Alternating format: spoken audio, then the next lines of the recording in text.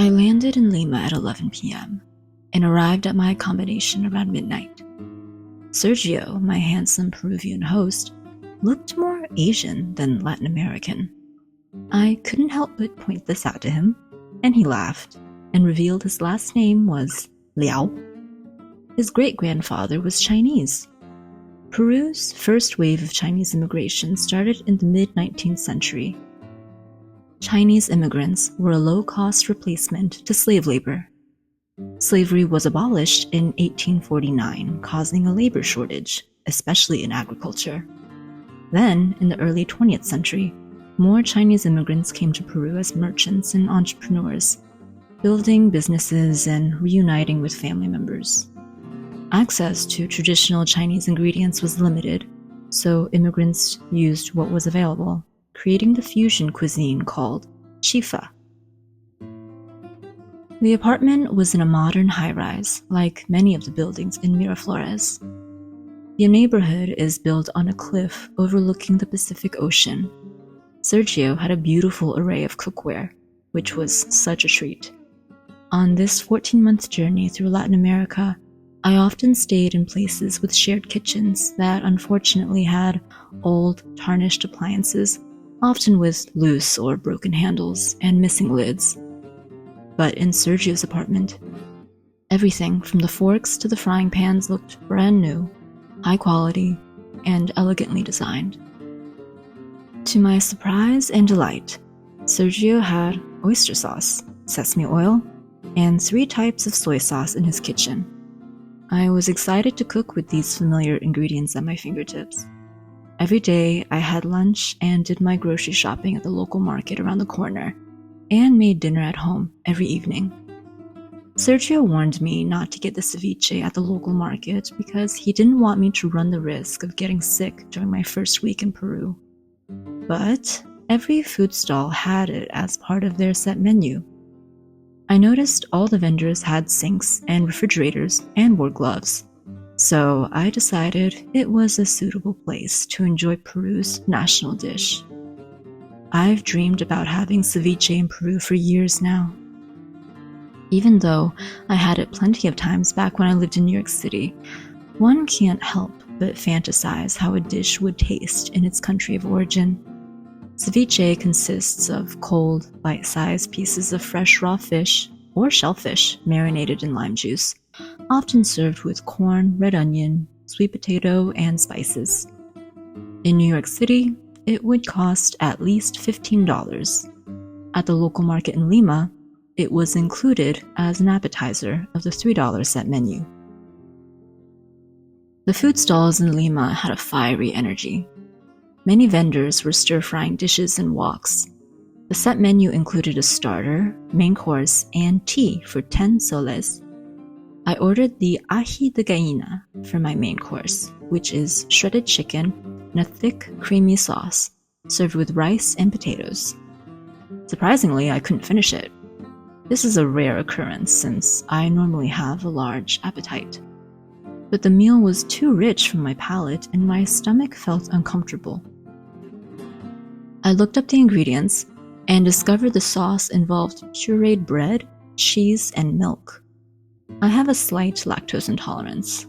A dash of milk in my cappuccino is fine, but a meal cooked in a heavy, creamy sauce caused trouble for my stomach before I even finished eating. Luckily, the apartment was around the corner, and I hurried home to lie down. I returned home to find a teenage boy in the living room, furiously clicking at his laptop. His eyes were glued to the screen as if his life depended on it.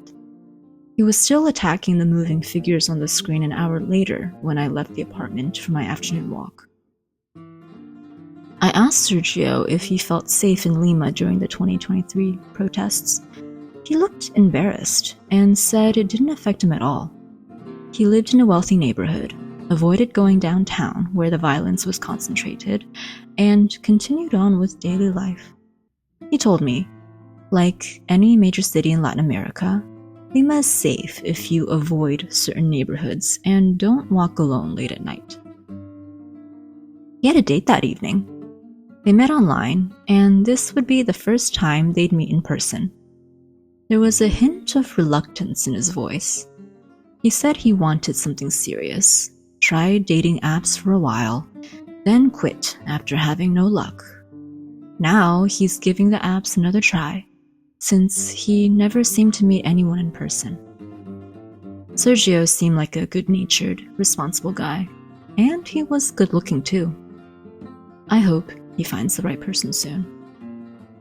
The next day, I went downtown to take a look at Lima outside the wealthy neighborhoods of Miraflores and Barranco. My driver was Venezuelan and asked me where I was from. Even though I grew up in the United States, I usually say I'm from China in efforts to answer the next and actual question, which is usually, where are you really from, originally? The driver then asked if it was true in China a man can have multiple wives.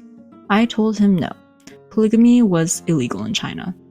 Then quickly confirmed on my phone because I actually wasn't sure. As alluring as it seems to have multiple wives, I wondered if my driver considered the expense of supporting them financially and their future children, not to mention the possibility of household drama and in-laws. I was under the impression I'd blend in better in Peru, but as soon as I stepped out of the car, a man carrying a heavy load passed by yelling, "Chinita, Chinita." I told my Mexican and Colombian friends about this later, and they said the man probably had no intention of offending me, and it was quite normal to call people according to where they're from. I replied, but I could have been Korean or Japanese. And what is a grown man doing calling out to women on the street? Back in Medellin, a taxi driver at a gas station took the trouble of shouting his catcall from 30 meters away. He looked older, with gray hair and glasses. He probably had grandchildren. I told my dance teacher, a beautiful Colombian woman who rode her bicycle to work every day. She said, "This is the culture. Don't worry. The men won't do anything. Just hold your head up high and keep walking." The historic center was breathtakingly gorgeous, with European Baroque elements, intricate wooden balconies, and colorful tiles.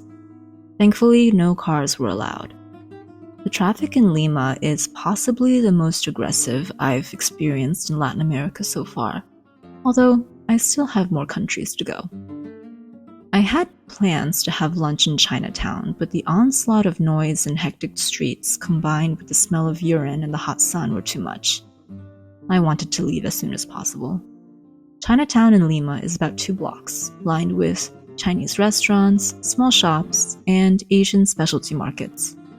Unlike the Chinatowns of New York City and San Francisco, an Asian community doesn't actually reside in this neighborhood.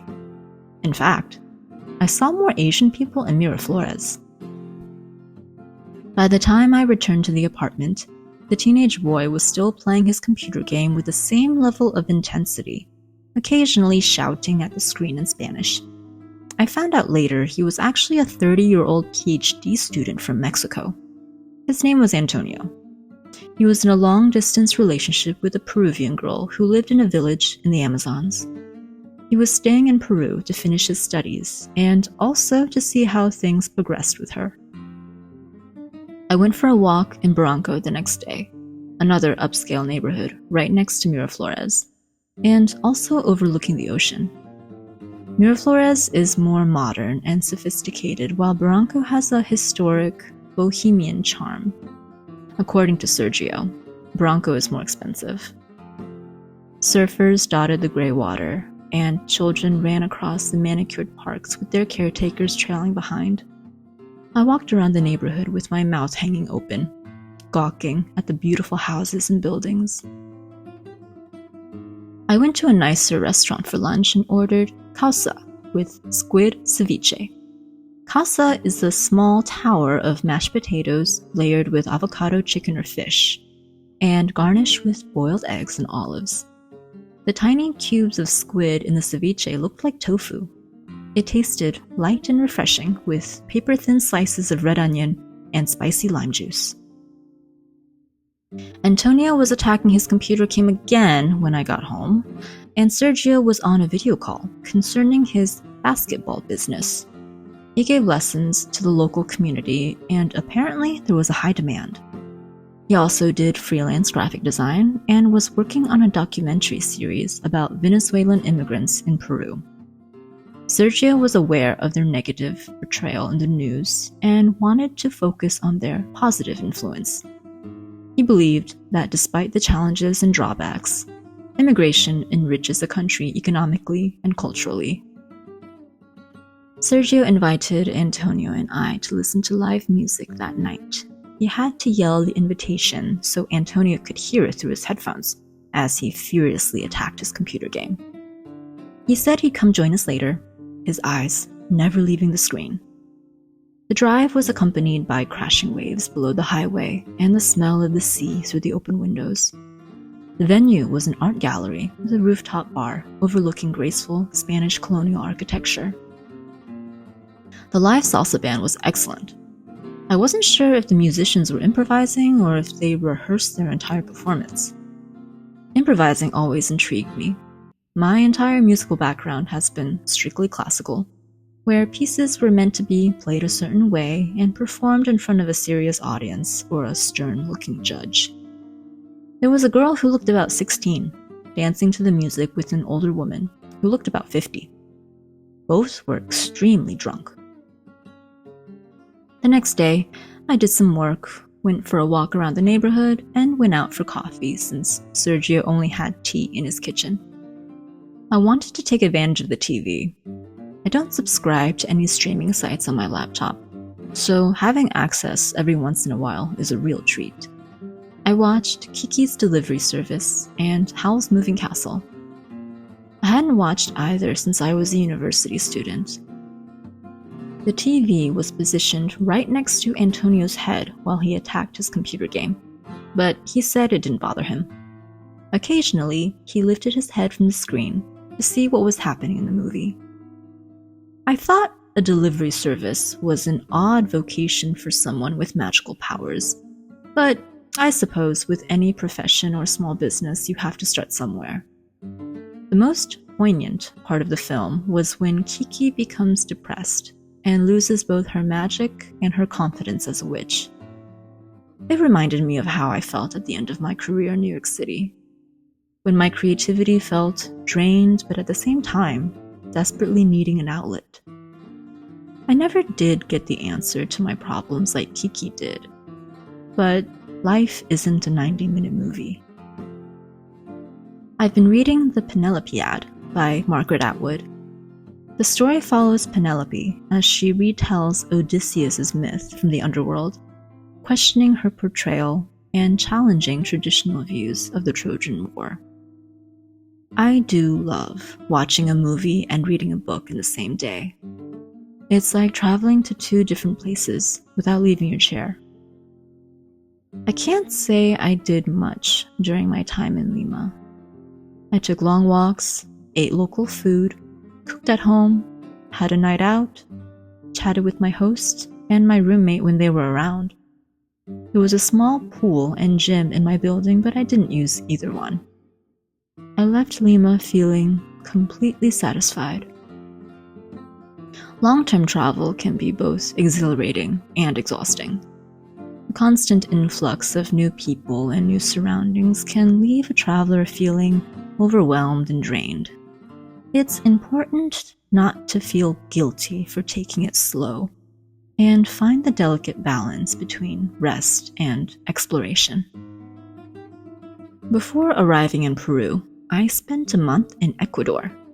Find out what happens during my week in Quito in this video, where I meet a French anthropologist and a mysterious traveler from Jerusalem.